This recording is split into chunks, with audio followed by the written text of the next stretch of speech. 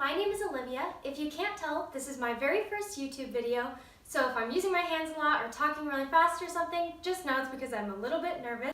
I thought that making a YouTube channel would be a really nice way to get my name out there, and so people can see that I am an aspiring bakery owner and hear about not only myself and my aspirations and goals, but more information about my bakery as I get more and more into it.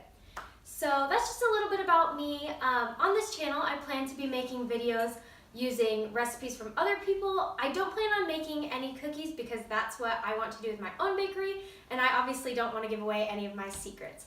So today I'm going to be making some baked donuts that are from a recipe on, I believe it's called Easy as Apple Pie. I'll be sure to link it in the description below so you guys can go and give them a shout out if you make these donuts and you like them. But this is actually not a recipe I've ever made myself before. The reason I chose to make something that I've never made before is because I want you guys to learn alongside me about what worked in this recipe and what was a little bit more difficult, and then I'll also be giving a rating at the end of what I thought about the recipe and how it turned out.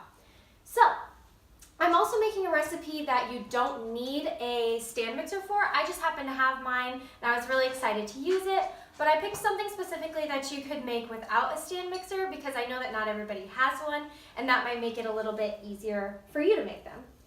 So for these donuts, we're going to start by preheating our oven to 350 degrees Fahrenheit. So the next thing that the recipe says is to spray your pan with some non-stick spray. So I'm just going to take a little bit of that.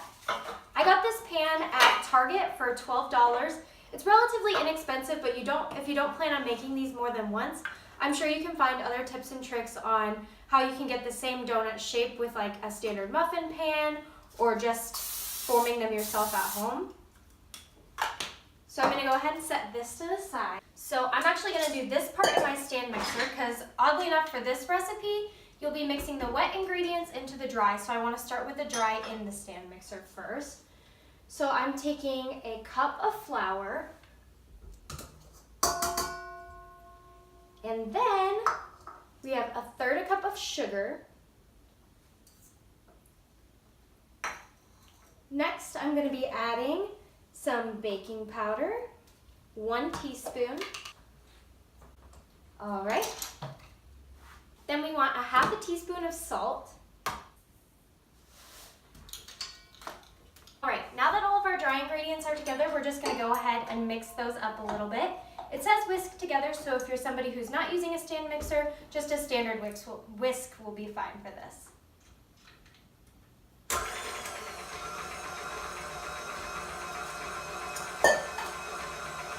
All right, now that should be plenty. They just need to be well combined in there. Now we're going to be adding in a smaller bowl right here. To this, we're going to be putting together the wet ingredients. So I have 100 milliliters here of skim milk. You can use whatever kind of milk you like. If you don't like any sort of dairy milk, you can replace it that way. Or if you want them to be a little bit creamier, you can use heavy whipping cream. That's totally fine too. Then we're going to take our egg.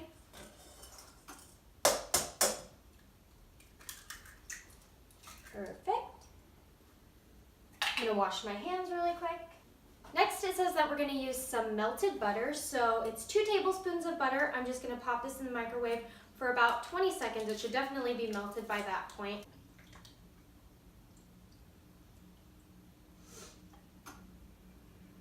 All right, and the last thing that we need for the donuts is 1 teaspoon of vanilla. You can use pure vanilla extract or you can use the imitation stuff. I just have the pure stuff. It's a little bit more expensive though, so if you want to cut some costs, it's probably $8 cheaper to get the fake stuff, and it's just as good. All right. Now that I have all those ingredients together, I'm just going to go ahead and whisk them by hand. So now that that's all whisked together, it says to add my wet ingredients into my dry ingredients, which if you know baking at all, you know that that's a little bit uncommon, so I was surprised by that, but make sure you're doing it in the right order, as a recipe says all the time, because you never know the reasoning. Well, I don't know the reasoning behind that, but I'm sure there is something. So go ahead and add your wet ingredients.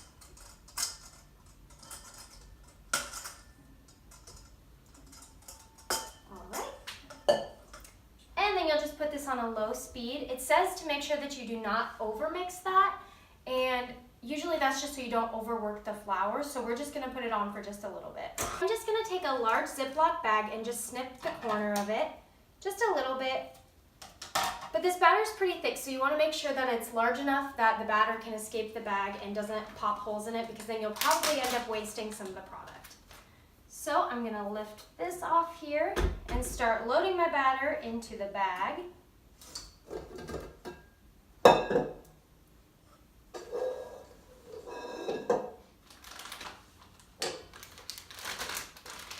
All right, now that your batter's in a Ziploc bag, you're gonna push it towards the corner that you've cut.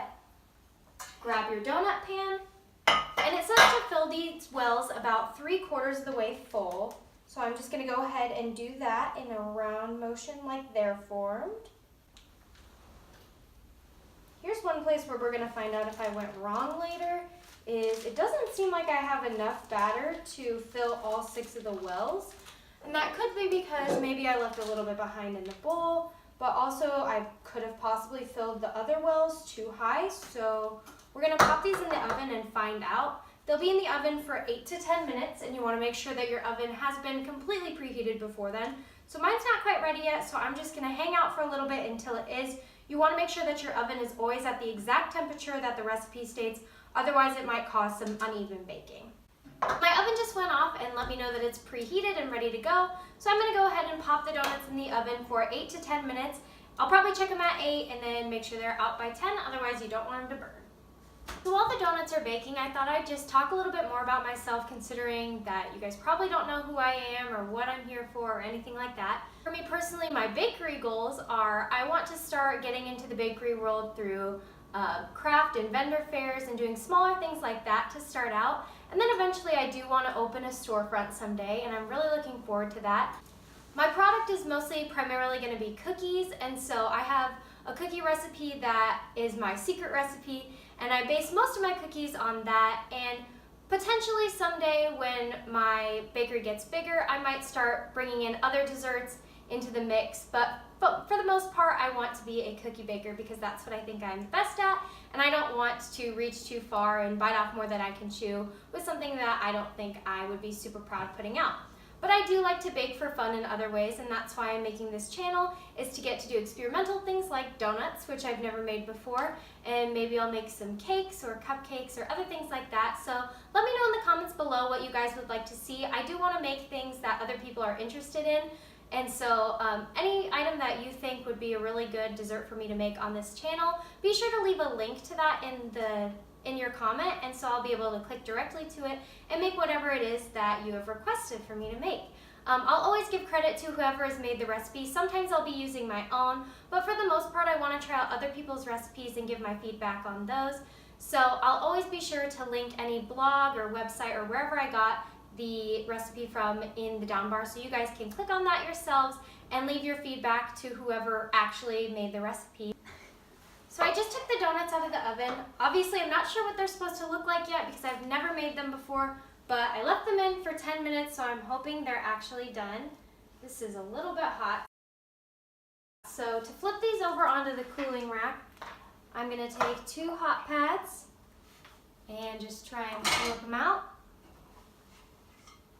Clearly, some of them are significantly bigger than others, and that was the problem that I ran into with squeezing the batter out. Also, just make sure you know your proportions as you're squeezing them out. Obviously, that's something I should have thought about before and will know for next time. So while those are cooling off, I'm gonna get started on making the glaze. Now in the recipe that I'm using that you'll see online, it has a vanilla glaze, but I wanted to mix it up and make it kind of interesting. So I actually have maraschino cherry juice here, and there was an option to dye your icing a different color, and that was because this was like a Valentine's Day theme. And so instead of just using regular dye like I normally would, I decided I wanted to use cherry juice because I wanted these to have a little bit more flavor. So I'm going to be taking a 1/2 cup of powdered sugar and just putting it into a little bowl over here. You don't need too much because obviously we don't have very many donuts to glaze. But we're also going to be using some milk, so let me get my milk back out and I'll be right back. I need 1 to 2 tablespoons of that.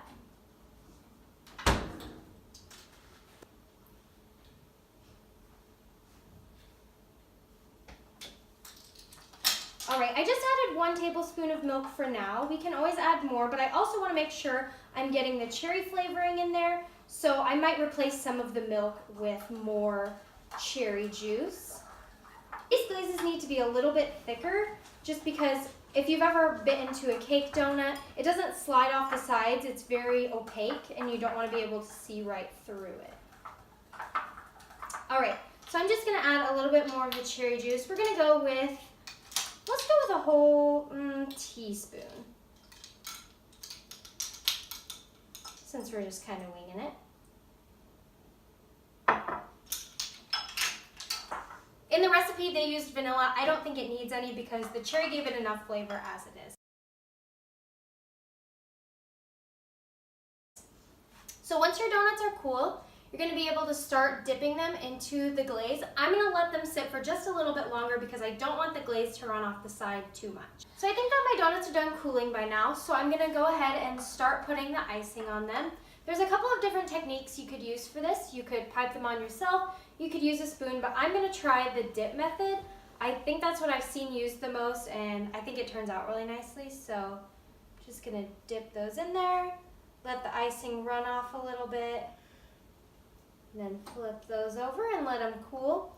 You want the icing to harden up a bit before you serve them as well. I'm really embarrassed about these small ones, but we know for next time what to do and what not to do with those. So then to decorate the tops of these, I also picked out some Valentine's Day themed sprinkles to go on top. You want to put the sprinkles on while the icing is still a little bit wet. This way it'll actually stick to the donut and not just fall off on the sides, and you're not wasting a bunch of the sprinkles. Also, sprinkles are of course totally optional. Not everybody likes them as much as I do. And I just put a little paper towel or parchment paper underneath the cooling rack because if any of the icing goes off on the sides, you don't want it to get all over your counter or anything like that. So these are my baked donuts. I'm pretty excited to try them. I'm gonna let the icing sit on top for a little bit, but we can talk a little bit about what I thought went well and what I thought didn't go so well. So obviously the elephant in the room is the fact that these are nowhere near the same size. So I would definitely recommend to you to think about when it's in the bag, think about what would be 1/6 of the batter and make sure you're putting it in the wells in that form. Other than that, I'll have to base the rest of my judgments for this on taste, but they were also relatively easy, and most of these ingredients are things that you already have at home if you're baking in any form. There wasn't anything super special that I think would be too hard to find. So now that the donuts are all cooled and dried off, I went ahead and put them on this cute little cake plate that I just got at Target. It was super cheap and super cute. So I'm gonna go ahead and give the donuts a try now. I'm really excited and they smell delicious. Okay. I'm gonna go ahead and rate the donuts now on a scale of 1 to 10. I wasn't expecting these to be that good, actually. I was expecting them to be too cakey, like too similar to an actual birthday cake or something like that. But they taste just like a cake donut, and I'm so excited about it. I am gonna give these a 9 out of 10. These are delicious. I would definitely recommend giving these a try, and make sure that you let the person who made this recipe know that these were amazing and that they turned out super well for you. Like I said, I'm disappointed in the small ones, but after tasting them, I don't even care that those didn't turn out for me. So thank you guys for watching. Be sure to subscribe, and please, again, just leave a comment below about what you guys would like to see. I want to make content that people are interested in and make some recipes that you guys would like to make alongside me. Thanks for watching.